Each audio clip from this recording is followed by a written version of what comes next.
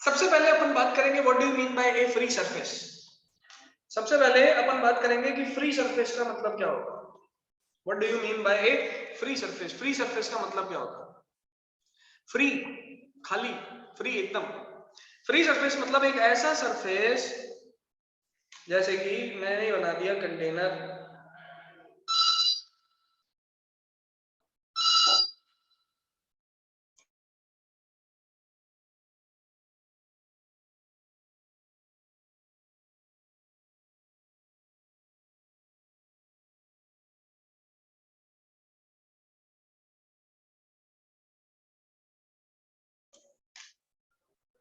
चलिए मैंने बनाया एक कंटेनर, इस कंटेनर में हमने भरा फ्लूइड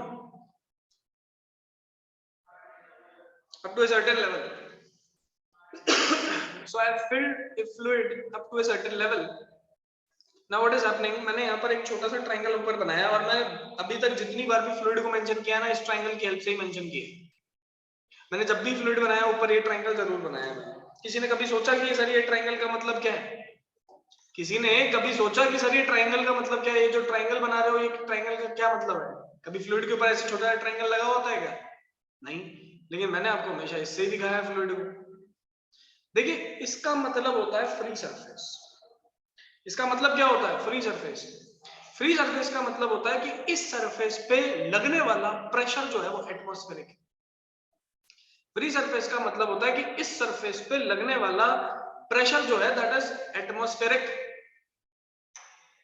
तो यहां पर अपन लिख देते हैं this means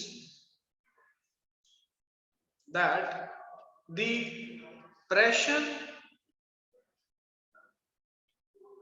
acting on the surface is atmospheric। इसका मतलब क्या हुआ कि जो सरफेस पे लगने वाला प्रेशर है वो एटमॉस्फेरिक है। कितना है? एटमॉस्फेरिक है। So what do you mean by atmospheric pressure? Atmospheric pressure is the pressure, the amount of pressure which is exerted by the atmosphere। Atmosphere के द्वारा जितना प्रेशर लगता है उसको एटमॉस्फेरिक प्रेशर कहते हैं। बिल्कुल सही बात है। लॉजिकली चलना है, एक एक चीज को लॉजिकली सोचना है। हमारे पास इस सरफेस पे लगने वाला प्रेशर कैसा है? एटमॉस्फेरिक। ठीक है सर, यहां तक बात अपन को क्लियर होती है, कोई दिक्कत वाली बात इसमें नहीं है। फिर नेक्स्ट मेरे पास क्या आता है? नेक्स्ट आता है मेरे पास कि what do you mean by free surface. एक ऐसा सरफेस जिस पे हमेशा एटमॉस्फेरिक प्रेशर एक्ट कर रहा हो उसको फ्री सरफेस बोलते हैं। एक ऐसा सरफेस जिस पे हमेशा क्या लग रहा हो? एटमॉस्फेरिक प्रेशर लग रहा हो, उसको क्या कहा जाएगा? फ्री सरफेस कहा जाएगा। अब मान लेते हैं मेरे पास एक कंटेनर था, उसके अंदर fluid up to a certain level ऐसे field.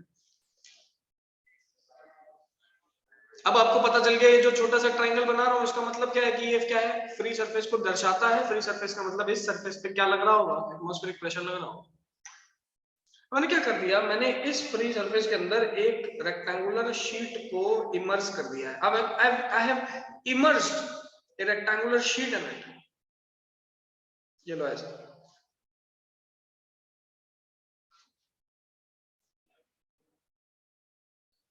So I have immersed a rectangular sheet in it। एक रेक्टेंगुलर शीट को हमने इसके अंदर क्या किया?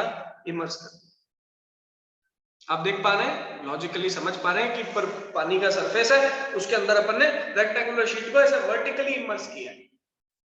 रेक्टेंगुलर शीट की जो लेंथ है उसको मैं h मान ले रहा हूं। तो ये देखो रेक्टेंगुलर शीट की जो लेंथ है उसको क्या मान लेते हैं? h। मुझे एक बात आप लोगों से पूछनी है, अगर ये बात आप लोगों ने सच्ची सच्ची बता दी तो मैं समझ जाऊंगा पास्कल लॉ सबको क्लियर है। मैं पूछना चाहता हूं कि इस शीट का एक है टॉप पॉइंट, एक है बॉटम पॉइंट। टॉप पॉइंट को बोलेंगे ए, बॉटम मोस्ट पॉइंट को बोलेंगे बी। माय क्वेश्चन इज कि क्या ए पॉइंट पे और बी पॉइंट पे प्रेशर जो है वो सेम लग रहा है कि अलग अलग लग रहा है? मेरा सवाल इतना सही है। अगर आंसर दे दिया तो मैं मान जाऊंगा कि हाँ आपको पास्कल लॉ आता है। और ये भी बताना है कि किस जगह पे ज्यादा प्रेशर और किस जगह पे कम। ये भी बताना है किस जगह पे ज्यादा है और किस जगह पे कम है, और ए पे कितना है और बी पे कितना है ये भी बताना है। ठीक है, 5 हाथ खड़े हुए थे। यस यस, और हैंड रेज करो है, बताओ। अभिवर्धन बता भाई, कहां पर कितने? सर बी पे ज्यादा लग रहा है प्रेशर। बी पे क्योंकि ज्यादा सर लग रहा है, ए जैसे पे जैसे कम है। नीचे डेप्थ पे जाएंगे प्रेशर इंक्रीज होगा। बी पे ज्यादा लगेगा, ए पे कम लगेगा, क्योंकि हम जानते हैं प्रेशर जो है वो फ्लूइड के अंदर डेप्थ पे डिपेंड करता है। तो सर बी पॉइंट की डेप्थ तो एच है, इसका मतलब एच डेप्थ पे प्रेशर ज्यादा लग रहा होगा, ए डेप्थ पे प्रेशर कम लग रहा होगा। बिल्कुल सही बात है।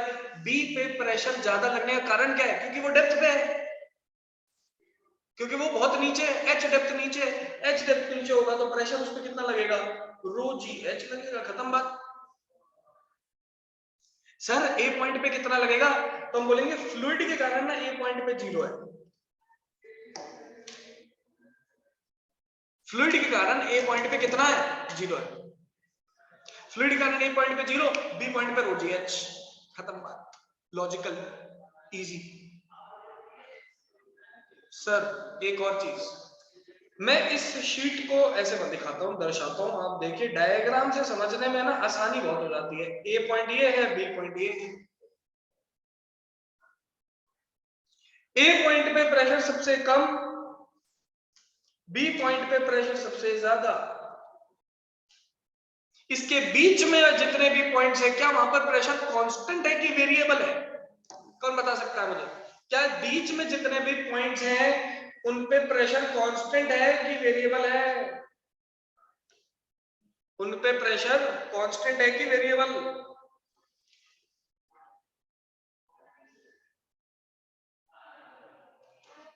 उन पे प्रेशर कांस्टेंट है कि वेरिएबल है? यस ध्रुव गौड़। सर वेरिएबल होना चाहिए, डेप्थ वेरिएबल चेंज होना हो रही चाहिए। है सबकी। क्यों वेरिएबल होना चाहिए? क्योंकि हर पॉइंट की डेप्थ अलग है। जब मैं इससे ऊपर वाले पॉइंट पर देखूंगा तो प्रेशर लग रहा होगा, लेकिन थोड़ा सा कम लग रहा होगा क्योंकि डेप्थ कम है। फिर इसके ऊपर वाले पॉइंट पे चलते हैं, प्रेशर लग रहा है बट थोड़ा सा कम। फिर ऊपर गए थोड़ा और कम, फिर ऊपर गए थोड़ा और कम, और कम, और कम, ऐसे ऐसे। सबसे कम प्रेशर कहां पर? ए पे। वेरिएबल प्रेशर लगा ना बेटा। कैसे प्रेशर लगा? वेरिएबल लगा। कैसा प्रेशर लगा? वेरिएबल। सर वेरिएबल प्रेशर का मतलब क्या हुआ? वेरिएबल प्रेशर का मतलब हुआ हर पॉइंट प्रेशर अलग अलग। हर पॉइंट प्रेशर अलग तो हर पॉइंट पे फोर्स अलग। सर फोर्स की वैल्यू कैसे निकालेंगे हम यहाँ पर? मुझे अगर टोटल फोर्स निकालना होता है तो मैं सिंपल सा तरीका मेरे पास क्या होता है, आप प्रेशर को एरिया से मल्टीप्लाई कर दो। लेकिन सर एरिया तो हमें पता चल गया, क्या होगा? लेंथ इनटू विड्थ होगी, बस खत्म बात। लेकिन आप तो हमें बताओ, एरिया अगर मुझे पता है लेकिन मैं प्रेशर वेरिएबल है तो फोर्स कैसे निकालूंगा जो खुद भी वेरिएबल क्वांटिटी ही हो जाएगा? तो सर उसको कैलकुलेट करने का जो तरीका रहेगा हमारे पास, उसको कैलकुलेट करने का जो तरीका हमारे पास रहेगा, that will be what? Wait for 2 minutes बेटा।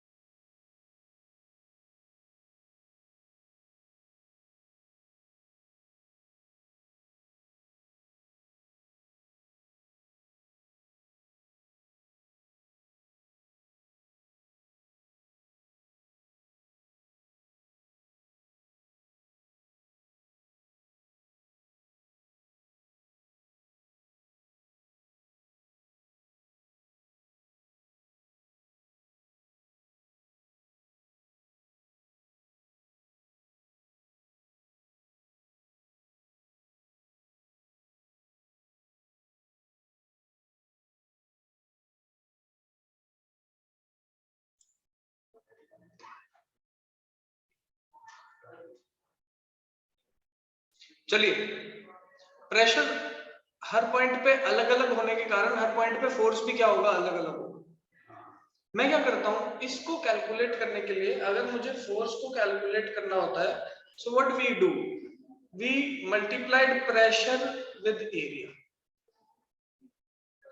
but at each and every point the pressure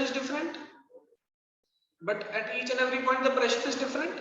So what we will do, let us consider that the width of the rod is b, width of the this sheet is b. Let us take a depth x. एक x depth को मैं consider करता हूँ और वहां पर जो element consider करता हूँ उसकी थिकनेस कंसीडर करता हूँ dx. So I am considering an element of thickness dx. dx thickness के एलिमेंट को कंसीडर करते हैं. Now जो फोर्स का फॉर्मूला होगा उसको निकालने के लिए प्रेशर कितना होगा इस डेप्थ पे, तो रो gx होगा. कितना होगा? रो gx. And what will be the area? Area will be, भाई एरिया कितना होगा? इस स्ट्रिप का एरिया अगर निकाला जाए तो इस स्ट्रिप का एरिया जो निकल के आएगा that will B b into dx, area length into width. Now what we will do, भाई रो जी बी अलग लिख दो, x और dx अलग लिख दो, इसको क्या कर देंगे? इंटीग्रेट. तो क्या निकल आएगा? फोर्स.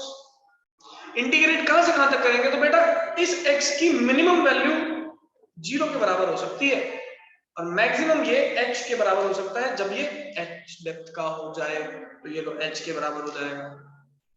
इसको इंटीग्रेट करते हैं तो यहाँ लिखेंगे rho g b h square by 2 and this will be the force rho g b h square by 2.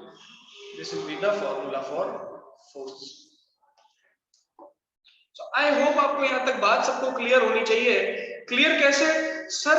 Sidhi simple सी बात, लॉजिकल बात. क्या याद रखना है? सीधा सिंपल एक चीज याद रखना है, दैट इज आप हमेशा ये इतना ध्यान रखिए. क्या ध्यान रखना है? कि जब किसी शीट को इमर्स कराया जाता है, जब किसी शीट को इमर्स कराया जाता है तो शीट इमर्जन के अंदर एक ही लॉजिक है, दैट इज हर पॉइंट पे प्रेशर अलग. हर पॉइंट पे प्रेशर अलग तो हर पॉइंट पे फोर्स भी अलग. If the force and pressure are different at different points, then we will not use the normal formula. We will use integration to help to calculate. तो हमने क्या किया? x डेप्थ पे स्ट्रिप मानी, उस पे प्रेशर निकाला. x डेप्थ पे स्ट्रिप मानी, उस पे क्या निकाला? प्रेशर. ठीक है, उस पे प्रेशर निकाल लिया. ठीक है, चलिए बहुत बढ़िया बात है. जब उस पे प्रेशर निकाल लिया फिर उसको अपन क्या कर देते हैं? पूरी की पूरी स्ट्रिप के लिए इंटीग्रेट कर देते हैं और आंसर निकाल देते हैं. मुझे बताइए क्या ये बात सबको? चलिए अब इसको अपन देखते हैं इसकी ट्रिक.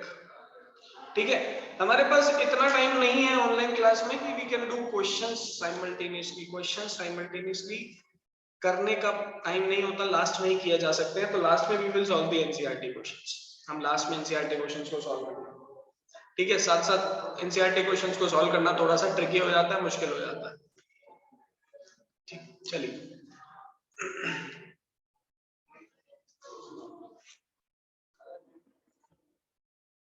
नेक्स्ट बात करते हैं.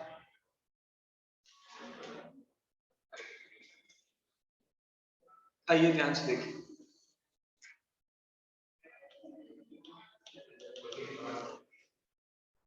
नेक्स्ट इसके अंदर आती है मेरे पास ट्रिक. भाई हमेशा जो फॉर्मूला याद हो किसी को, दैट इज नॉट नेसेसरी. किसी को हमेशा फॉर्मूला याद हो, that is clearly not necessary. तो उसको बचने के लिए हम क्या करते हैं? उससे बचने के लिए वी यूज सम ट्रिक्स. कुछ ट्रिक्स को यूज करते हैं. अब वो ट्रिक्स क्या है? Let us talk about that.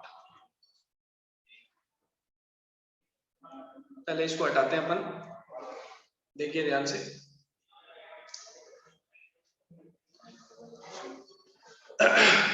देखो ध्यान से और समझो. ये मेरे पास शीट थी मेरी. इस शीट के बॉटम मोस्ट पॉइंट पे प्रेशर लगता था रो जी एच. इस शीट के टॉप मोस्ट पॉइंट पे प्रेशर कुछ भी नहीं लगता था.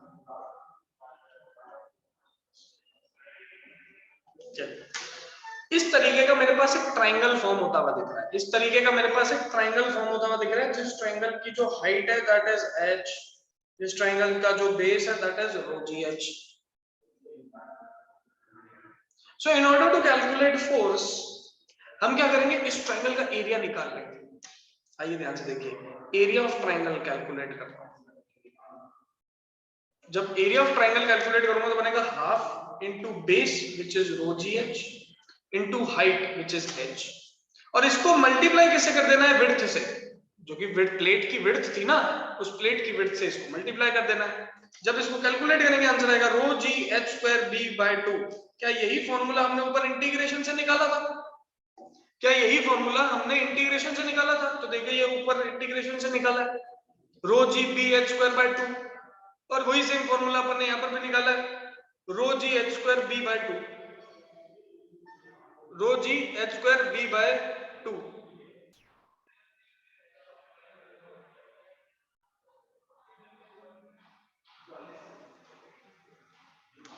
रो g h square b by 2। तो आई होप यहां तक बात सबको क्लियर होती है। पहले बताइए सबको ये बात क्लियर है कि नहीं, हैंड रेज करके। ट्रिक कैसे निकाली, कैसे हमने ट्रिक को सॉल्व किया, सबको क्लियर है? और मेरे को सबके हैंड रेज चाहिए, मुझे एक आधे बच्चे का नहीं चाहिए, मुझे सबका चाहिए।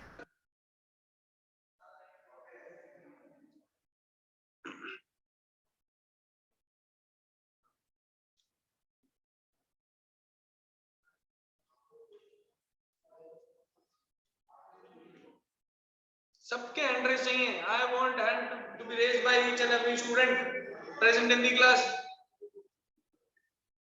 ओके, तो ट्रिक समझो और देखो। अब अपन देखेंगे सेंटर ऑफ प्रेशर। सर ये सेंटर ऑफ प्रेशर क्या है? देखिए एक अपन ने पढ़ा था centre of buoyancy. Centre of buoyancy क्या होता था? जितना वॉल्यूम सबमर्ज्ड, जितना वॉल्यूम सबमर्ज्ड, उस सबमर्ज्ड वॉल्यूम पे आप क्या निकालते थे कि कहां बुओयंट फोर्स लगेगा, बस वो कैलकुलेट कर लेते, आंसर निकल आता।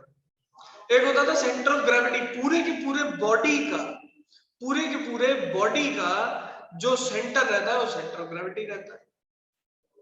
Centre of buoyancy, centre of gravity. चलिए अब अपन देखेंगे सेंटर ऑफ प्रेशर। सर एक बात बताओ, फोर्स जो है कहीं पे भी लग, कितना भी लग रहा, उसका एक एक्टिंग पॉइंट होता है ना। जैसे कि मेरे बॉडी पे खूब सारे पॉइंट मासेस हैं, हर पॉइंट मास पे ग्रेविटेशन फोर्स अलग अलग लग रहा है, लेकिन फिर भी हम बोलते हैं ना कि एक ऐसा पॉइंट होता है which is known as the centre of mass, और वहां पर सारा मास कॉन्सेंट्रेटेड है, तो ग्रेविटेशन फोर्स भी वहीं पे एक्ट कर रहा होगा। याद करो, ऐसा कॉन्सेप्ट अपन पहले पढ़ चुके हैं। तो वही सेम कॉन्सेप्ट यहाँ पे भी लगेगा। हम बोल रहे हैं कि हर पॉइंट पे प्रेशर वेरिएबल है, तो हर पॉइंट पे फोर्स भी वेरिएबल क्वांटिटी के फॉर्म में ही लगता है। ये बात हम मानते हैं, ठीक है सर। हर पॉइंट पे फोर्स भी जो है वो प्रेशर वेरिएबल क्वांटिटी के फॉर्म में लग रहा है, लेकिन जब हर पॉइंट पे फोर्स भी as a variable constraint act करता है, हर पॉइंट पे फोर्स भी अगर as a variable constraint act करता है, तो यार लॉजिकली एक बात सोचो ना, दिमाग में एक चीज सोच के देखो, हर पॉइंट पे फोर्स वेरिएबल की तरह एक्ट कर रहा है। चलिए सर ठीक है, बिल्कुल वेरिएबल की तरह एक्ट कर रहा है, लेकिन एक उसी कॉन्सेप्ट सेंटर ऑफ मास वाले कॉन्सेप्ट जैसा यहां पर भी तो वही कॉन्सेप्ट होगा, कहीं के ना कहीं वो फोर्स एक्ट तो जरूर कर रहा होगा। वो फोर्स कहां एक्ट करता है उसको आप बताइए। तो आप ये जो ट्राइंगल है, इस सेंट्रॉइड का, इस ट्राइंगल का सेंट्रॉइड निकाल लीजिए, उस जगह पे हमेशा वो फोर्स एक्ट करेगा। अब इस ट्राइंगल का सेंट्रॉइड कहां होता है, तो दिस फोर्स जो ये कैलकुलेट किया, ये फोर्स कहां एक्ट करता है? ये टॉप से 2h/3 हाइट पे और बॉटम से h/3 हाइट पे एक्ट करता है। This is the fundamental concept behind this force. और ये जो पॉइंट है, ये जो जगह है, इसी को P पॉइंट या फिर सेंटर ऑफ प्रेशर कहते हैं। So what is center of pressure? What is center of pressure? Center of pressure वो जगह है, सेंटर ऑफ प्रेशर वो जगह है जिस जगह पे ये जो फोर्स है, वेरिएबल फोर्स, ये एक्ट करेगा। ये हमेशा कहां होगी? तो ये जो प्रेशर डायग्राम बनाया ना हमने ट्राइंगल जैसा, इसके टॉप से 2h/3 डिस्टेंस पे, बॉटम से h/3 डिस्टेंस पे। सर कैसे निकाला? सेंट्रॉइड निकाल के। और सेंट्रॉइड निकालना आप कोनिक सेक्शन मैथ्स में सीख चुके होंगे, अगर आपका कोनिक सेक्शन हो चुका होगा तो बताइए मुझे, यहां तक बात सबको क्लियर है कि नहीं? यस और नो। अगर नहीं भी सीखा है तो याद रख लो, ये डेटा याद रखना है बस। क्या डेटा है सर? टॉप से 2h/3, बॉटम से h/3, इतनी सी बात है। बताइए सबको ये बात क्लियर है कि नहीं? नोट्स सारे के सारे अपलोड हो चुके हैं, कोई ये मत बोलना सर नोट्स नहीं मिले। सब जा चुका है ग्रुप में।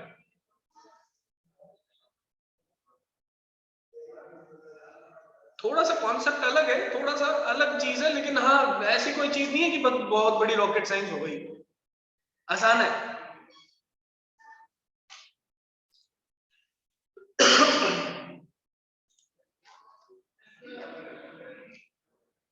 चलिए मेरा सवाल अब आपसे ये, एक और सवाल, आप लोग आंसर देंगे इसका।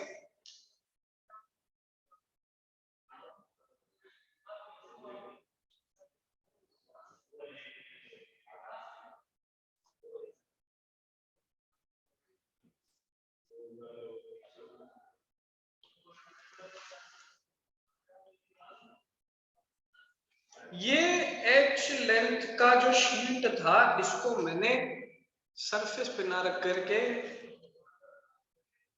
किसी z डेप्थ पे रखा है, सरफेस पे ना रख करके किसी z डेप्थ पे रखा है। Now my point is, A point और बी पॉइंट पे प्रेशर क्या सेम रहेगा, अलग अलग रहेगा, कौन बता सकता है?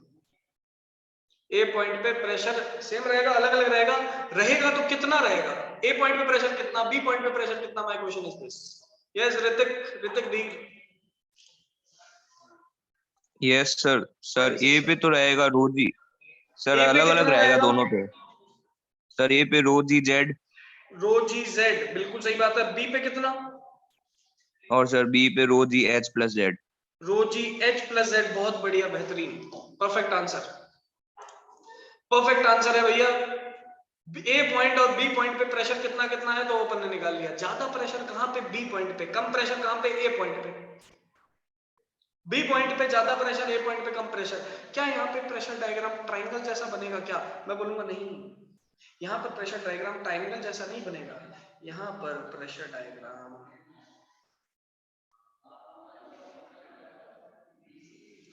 ट्रेपीजॉइड जैसा दिखेगा। किसकी जैसा दिखेगा? सर ट्रेपीजॉइड जैसा दिखेगा। क्यों ट्रेपीजॉइड जैसा दिख रहा है? अरे ए पॉइंट देखो, बी पॉइंट देखो, ए पॉइंट प्रेशर कम, बी पॉइंट प्रेशर ज्यादा। ए पॉइंट पे जीरो थोड़ी ना है, जीरो होता तो ट्रायंगल जैसा दिख जाता। जीरो कहां पर है? सरफेस। मतलब अगर मैं इस ट्रायंगल को एक्सटेंड कर दूं ऊपर तक तो मुझे क्या दिखेगा? ये ट्रायंगल जैसा दिखेगा। अब आप बोलोगे सर ट्रिक से फोर्स का फॉर्मूला निकाल के बताओ। चलिए, ऊपर वाला लेंथ अगर देखें तो ये बनेगा रो जी जेड, नीचे वाला लेंथ अगर देखें तो बनता है रो जी जेड प्लस एच, और इसकी हाइट देखें तो एच है। ट्रेपीजॉइड का एरिया क्या होता है? Half into sum of parallel side into distance between them. So area will be equal to half into sum of parallel sides, which is rho g z plus rho g z plus h multiplied by the distance between them and multiplied by the width of plate which we have inserted inside the fluid of density rho. Fluid की density rho है, नीचे आते आते pressure अपन को दे रहा है। चलिए यहां पर अपन कैलकुलेट करते हैं, बनेगा हाफ रो जी कॉमन, अंदर बच गया 2z प्लस h। ठीक है, क्या बच गया? 2z plus h multiplied by h। ये मेरे पास डायरेक्टली फोर्स का फॉर्मूला कैलकुलेट हो जाता है। कोई इंटीग्रेशन करने की जरूरत नहीं है, कुछ करने की जरूरत नहीं है।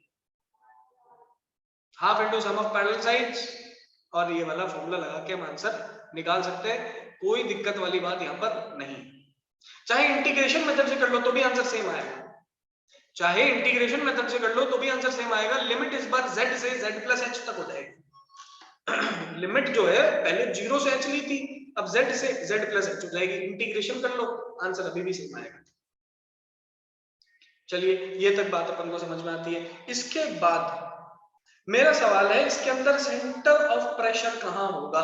तो सेंटर ऑफ प्रेशर की वैल्यू कौन बता सकता है? हैंड रेज करके। इस डायग्राम का सेंटर ऑफ प्रेशर कहां होगा, सोच के बताना।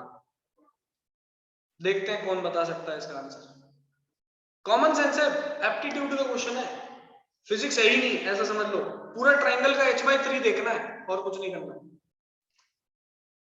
पूरे ट्रायंगल का h/3 देखना है।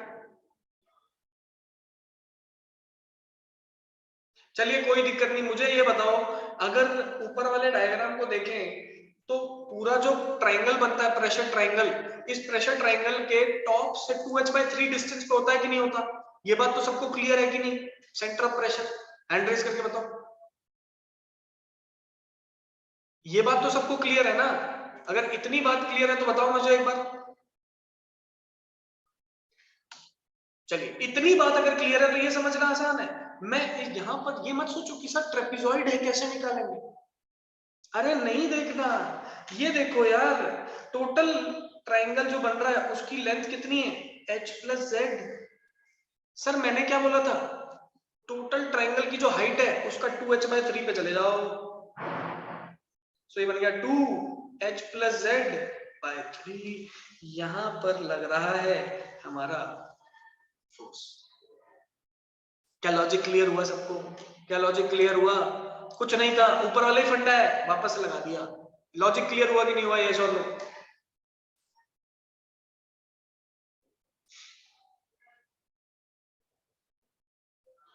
फटाफट यार, इतने सारे बच्चे क्लास में बैठे हैं, फटाफट सारे हैंड रेज करके बताओ। And I can see some people are not attending the class. I'll call them one by one. आज से कॉल करना शुरू करूंगा, पेरेंट्स से बात करूंगा, बहुत हो रहा है। मैं देख पा रहा हूँ कुछ बच्चे अटेंड नहीं कर रहे ढंग से।